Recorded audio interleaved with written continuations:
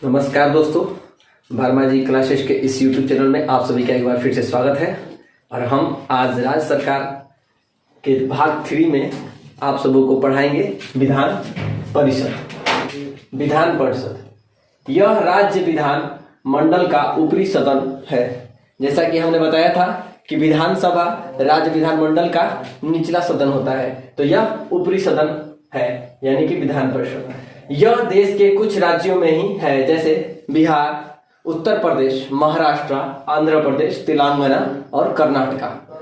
विधान परिषद के सदस्य बनने की योग्यताएं: वह भारत का नागरिक हो, उनकी उम्र कम से कम 30 वर्ष हो, 30 वर्ष से अधिक हो सकता है, उनका नाम मतदाता सूची में हो, वह किसी भी लाभ के पद पर न हो। लाभ का पद आपको उस दिन भी हमने समझाया था उस वीडियो में कि लाभ का पद यानी कि सरकार से उनको किसी भी प्रकार का वेतन पेंशन नहीं मिलता हो।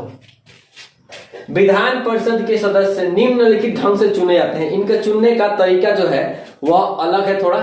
इसमें 5 क्षेत्रों से चुने जाते हैं। जैसे पहला है कि आपको देख के लग रहा हो कि 1/3 लिखा हुआ है यानी कि 1/3, फिर यहाँ भी 1/3 है, तीसरा में 1/12 है, चौथा में 1/12 है और पांचवा में 1/6 है। तो इसका मतलब यह है कि जो पहला क्षेत्र है उसमें कुल सीट का यानी कुल जितनी भी उस राज्य में विधान परिषद की सीटें हैं उनका 1/3 भाग, यानी कि आपके मान लीजिए विधान परिषद में 60 सीटें हैं तो वहां का 1/3 आप निकालिएगा तो कितना हो जाएगा, 20 सीटें। तो कम से कम वहां के 20 सीटें जो है वह राज्य के जो विधानसभा के सदस्य हैं उनके द्वारा चुना जाएगा, विधानसभा के सदस्यों द्वारा, याद रखिएगा।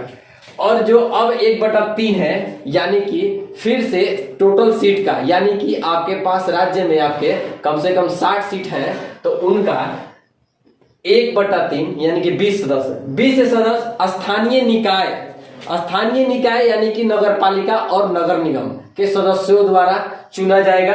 यानी कि 20 सदस्य यहाँ हो गए और यहाँ भी 20 सदस्य हो गए, तो आपका टोटल कितना हो गया, 40। अब आगे बढ़ते हैं। यदि अब 1/12 पे आते हैं। यदि आपके जैसा कि मैंने कहा है कि 60 सीटें हैं टोटल, तो उसका 1/12 आप निकाल लीजिए। तो 1/12 निकालिएगा तो 12 5 60 है, यानी कि 5 सदस्य यहाँ पे जो होंगे ये वो होंगे जो आप ही के राज्य से यानी कि अपने राज्य से ग्रेजुएट किए हैं। ग्रेजुएट मतलब स्नातक, अपने राज्य के किसी भी विश्वविद्यालय से, और आप ही के राज्य के होने भी चाहिए, यानी कि व्यक्ति भी अपने राज्य का हो और वह जिस विश्वविद्यालय से ग्रेजुएशन करता है, स्नातक करता है, वो भी आप ही के राज्य में हो। ऐसे सदस्यों द्वारा चुने जाते हैं 5 सदस्य, यानी कि 60 में से 5 यानी कि 1/12। मैंने 60 एग्जाम्पल लिया है, मैंने ये नहीं करा है 5 सीटें, बस मैंने आपको समझाने के लिए एग्जाम्पल लिया गया है, क्योंकि यहाँ पे 1/12 ही होता है और यहाँ पे भी 1/12 का बात कर रहा है, यानी कि 60 का यहाँ पे भी निकालेंगे 1/12 तो 5 ही सदस्य होंगे। तो 5 सदस्य यहाँ पे, 5 सदस्य, और ये 5 जो थे ये तो मैंने समझा दिया, और ये 5 जो है वो ऐसे होंगे, इनके द्वारा चुना जाएगा जो माध्यमिक विद्यालय यानी कि हाई स्कूल और हाई स्कूल से जो ऊपर के स्कूल है उनके शिक्षकों द्वारा जो शैक्षणिक सेवा दे रहे हैं उनके द्वारा 5 सदस्य चुन के जाते हैं, यानी कि 60 में से 5 यानी कि 1/12, 12 में से 1 कह सकते हैं या 60 में से 5, मैंने समझाने के लिए आपको 60 लिया है।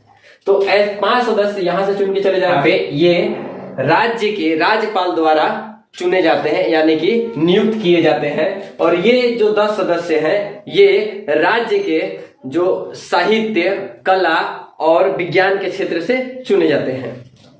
अब आते हैं विधान परिषद के सदस्यों के कार्यकाल। ऐसे तो विधान परिषद जो होता है उसका कोई समय नहीं होता है, कोई कार्यकाल नहीं होता है, यानी कि कोई उसका ड्यूरेशन नहीं है। वह जो है एक अस्थायी सदन है जो सदन कभी भंग नहीं होता है। इनके सदस्यों का कार्यकाल 6 वर्षों का होता है। उनके सदस्य का जो कार्यकाल होता है वो 6 वर्ष का होता है। लेकिन विधान परिषद इसलिए भंग नहीं होता है क्योंकि इसके जो 1/3 सदस्य हैं वो प्रत्येक 2 वर्षों पे सेवानिवृत्त होते हैं, यानी कि रिटायर्ड हो जाते हैं, और उनके जगह पे नए सदस्यों को चुन लिया जाता है। और यह कारण नहीं कि कभी विधान परिषद जो है भंग नहीं होती है। यानी कि मान लीजिए कहीं एक विधान परिषद में 60 सीटें हैं, यानी कि मैंने जैसे यहाँ पे भी एग्जाम्पल लिया था, तो फिर से एग्जाम्पल लेता हूँ कि 60 सीटें हैं, यानी 60 सदस्य हैं विधान परिषद के, तो 20 जो है वो प्रत्येक 2 वर्ष पे 20 गो जो आया, 2 वर्ष तक रहा, 2 वर्ष तक कार्यकाल चला तो 20 गो पता चला कि गया और 20 गो नया आ गया। फिर उसके बाद अगले 2 साल के बाद फिर 20 गो गया और फिर 20 गो नया आ गया। तो हमेशा के लिए कुछ तो सदस्य रहेंगे ही, जिसकी वजह से विधान परिषद भंग नहीं होती है। अब हम आपको बताते हैं पीठासीन अधिकारी। पीठासीन अधिकारी मैंने पहले ही बताया है विधानसभा में कि अध्यक्ष और उपाध्यक्ष होते हैं पीठासीन अधिकारी, जो अध्यक्ष के ना रहने पे उपाध्यक्ष काम करते हैं। उसी तरह विधान परिषद में बैठकों की अध्यक्षता करने के लिए अध्यक्ष होते हैं, जिनकी अनुपस्थिति में उपाध्यक्ष उनका कार्य देखते हैं। राज्यपाल राज्य के संवैधानिक अध्यक्ष होते हैं। यह राज्य के केंद्र सरकार का नेतृत्व करते हैं, यानी कि राज्य में केंद्र सरकार का नेतृत्व करेंगे। राज्यपाल की नियुक्ति राष्ट्रपति के द्वारा होती है। इनकी योग्यताएं, यानी कि राज्यपाल की नियुक्त होने की योग्यताएं, यह भारत के नागरिक हो, इनकी उम्र कम से कम 35 वर्ष हो, यह किसी भी लाभ के पद पर न हो, इनका कार्यकाल 5 वर्ष नियत किया गया है, परंतु यह राष्ट्रपति के इच्छा पर्यंत होते हैं। इच्छा पर्यंत कहने का मतलब कि उनके इच्छा पर निर्भर करता है कि वो चाहे तो 5 वर्ष के बाद तक उनके पद पर बने रहने देंगे, चाहे उनको 5 वर्ष पूरा होने से पहले उनको सेवानिवृत्त कर देंगे या पद से हटा। अगला टॉपिक है राज्यपाल की शक्तियां।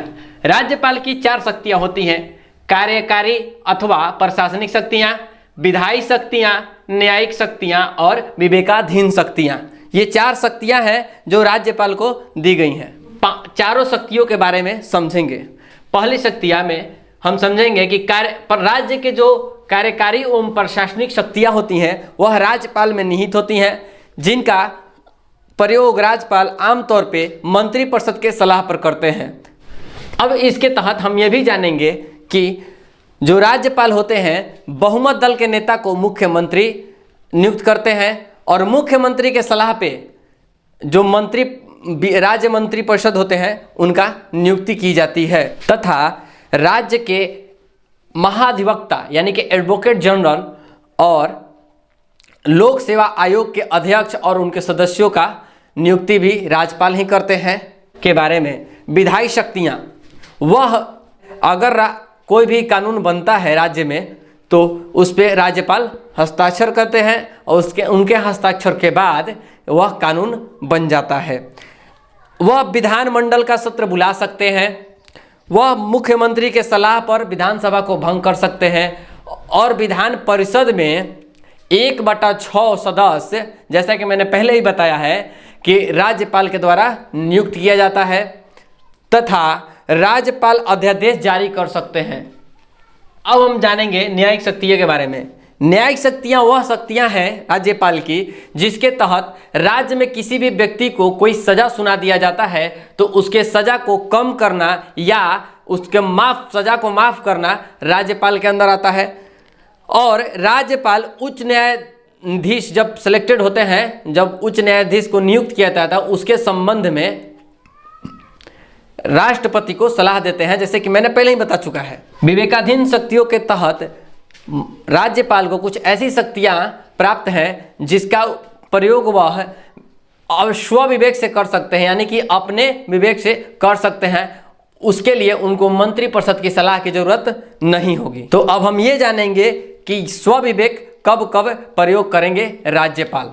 कि राष्ट्रपति को वह रिपोर्ट भेज सकते हैं जब राज्य में शासन व्यवस्था कानून के अनुसार यानी कि संविधान के अनुसार ना चलेगा, तो उस समय वह राष्ट्रपति को एक पत्र भेज देंगे कि राष्ट्रपति शासन लगा दिया जाए कि राज्य में शासन व्यवस्था संविधान के अनुसार नहीं चल रहा है। जब कोई विधेयक विधानमंडल द्वारा पारित किया जाता है, तो हमने जैसे बताया कि कोई भी विधेयक जब विधानमंडल द्वारा पारित होगा तो बिना राज्यपाल के हस्ताक्षर के वह कानून नहीं बनेगा। तो उनके हस्ताक्षर के लिए जब उनके पास जाएगा तो वह चाहे तो साइन कर भी सकते हैं या चाहे तो दोबारा भेज भी सकते हैं। तो अपनी विवेकाधीन शक्तियों के द्वारा वह चाहे तो अपने पास सुरक्षित रह सकते हैं उन पे।